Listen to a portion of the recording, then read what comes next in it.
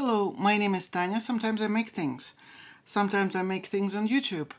And this week I'll try and make this pattern. It's a little teddy bear. I'm going to gift it to a friend tomorrow. So I have a deadline. I need to finish it today or tomorrow morning. And yeah, no time to waste. But the pattern seems to be relatively easy. I'm going to be very ashamed of myself if I don't manage to do it on time. Let's begin.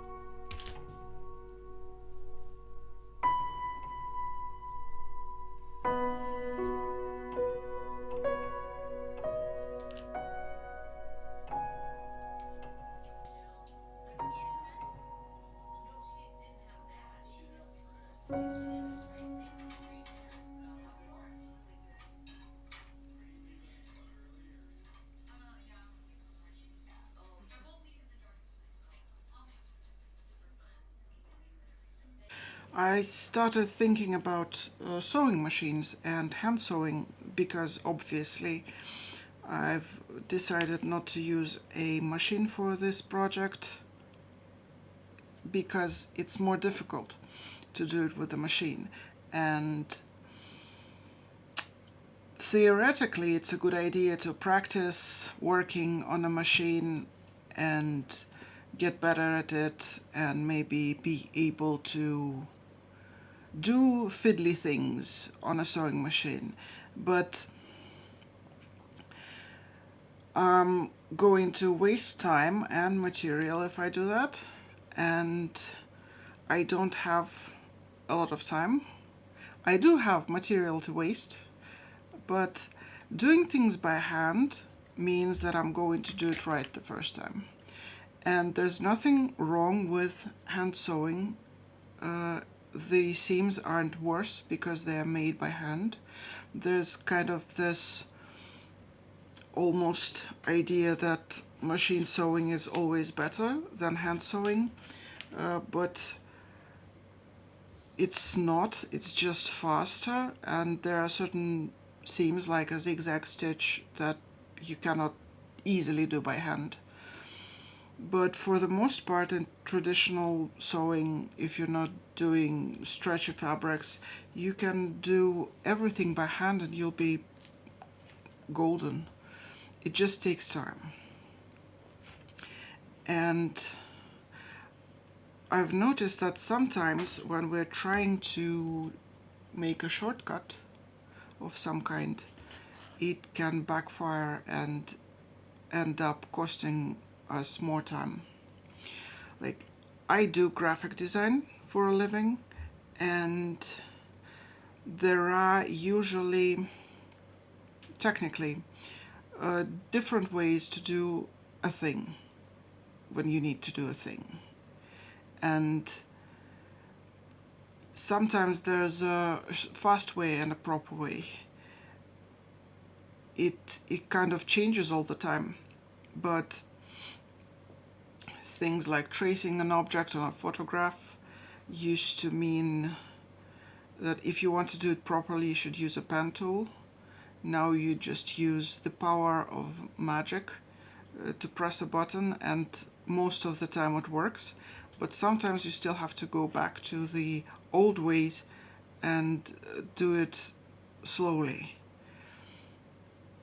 And I think that sometimes, like, going back from a sewing machine to hand sewing can feel like regression, but in reality it's just choosing a proper tool for the job. I made a toy several months ago, but I didn't give it as a gift because it turned out so ugly.